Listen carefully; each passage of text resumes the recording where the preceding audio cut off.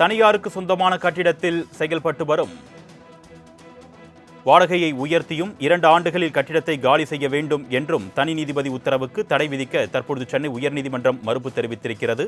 தனி நீதிபதி உத்தரவை எதிர்த்து தமிழக அரசு தாக்கல் செய்த மேல்முறையீட்டு வழக்கில் சென்னை உயர்நீதிமன்றம் இவ்வாறாக உத்தரவு பிறப்பித்திருக்கிறது. அண்மை செய்தியாக நாம் பார்த்துக் கொண்டிருக்கிறோம்.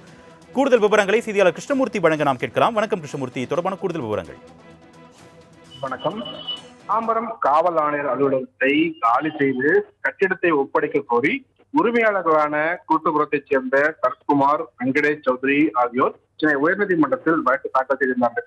அந்த மனுவில் மாதம் 10,14,300 ரூபாய் என வாடகை நிர்ணயித்து கடந்த 2022ஆம் ஆண்டு ஜனவரி முதல் 11 மாதங்களுக்கு குத்தகை ஒப்பந்தமானது கையெழுத்திடப்பட்டதாகவும், ஒப்பந்தப்படி வாடகை வழங்காமல் பொதுப்பணித்துறை வழிகாட்டி மதிப்பீட்டின் அடிப்படையில் மாதம் 6,08,438 ரூபாய் வாடகையாக நிர்ணயித்து 2022 ஜனவரி முதல் நவம்பர் வரைக்கும் 82,16,824 ரூபாய்க்கு காசோலைகளாக வழங்கப்பட்டதாக குறிப்பிடப்பட்டது. ஒப்பந்தத்துக்கு மாறாக வாடகை நிறுத்ததால் மாதத்திற்கு 4 லட்சம் ரூபாய் இழப்பை சந்திப்பதாகவும், குத்தகை காலத்தை நீட்டிக்க மறுப்பு தெரிவித்த நிலையில் எந்த ஒப்பந்தமும் இல்லாமல் கட்டிடத்தை பயன்படுத்தி வருவது சட்டவிரோதம் என்பதால் அதனை காலி செய்து ஒப்படைக்க உத்தரவிட வேண்டும் என்று கோரப்பட்டது.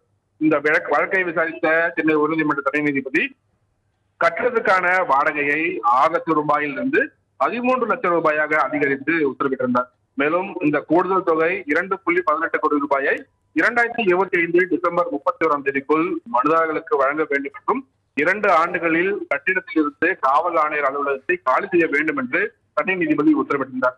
தனி நீதிபதியின் இந்த உத்தரவை எதிர்த்துதான் தற்போது தமிழக அரசு தரப்பில் மேல்முறையீடு தாக்கல் செய்யப்பட்டுள்ளது. இந்த மேல்முறையீடு வழக்கு உயர்நீதிமன்றத்தின் தலைமை நீதிபதி MM ஸ்ரீவத்சவா மற்றும் நீதிபதி ஜி அருள்முருகன் அமர்வில் விசாரணைக்கு வந்தது. அப்போது தமிழக அரசு தரப்பில் ஆஜரான தலைமை வழக்கறிஞர் தாம்பர காவல் ஆணையர் அலுவலகம் கட்டுவதற்காக நிலம் தேர்வு செய்யப்பட்டிருப்பதாகவும், வருகிற பிப்ரவரி 13ஆம் தேதி தமிழக முதலமைச்சர் அந்த காவல் ஆணையர் அலுவலக கட்டடத்துக்கான அடிக்கல் நாட்ட உள்ளதாகவும் தெரிவித்தார். மேலும் 18 மாதங்களில் இந்த கட்டுமானங்கள் நிறைவு பெறும் என்றும், அதுவரை தனி நீதிபதி உத்தரவுக்கு தடை விதிக்க வேண்டும் என்று தமிழக அரசு தரப்பில் கேட்டுக்கொள்ளப்பட்டது. தமிழக அரசின் கோரிக்கையை ஏற்க மறுத்த தலைமை நீதிபதி அமர்வு வாடகை தொகையை உயர்த்தியும் பாக்கியை வழங்கும்படி 2 ஆண்டுகளில் கட்டிடத்தை காலி செய்யும் தனி நீதிபதி பிறப்பித்த உத்தரவுக்கு தங்களால் தடை விதிக்க மறுப்பு தெரிவித்ததோடு வழக்கின் விசாரணையை 2 மாதங்களுக்கு தள்ளி வைத்திருக்கிறார்கள். அருணேஷ், விவரங்களுக்கு நன்றி கிருஷ்ணமூர்த்தி.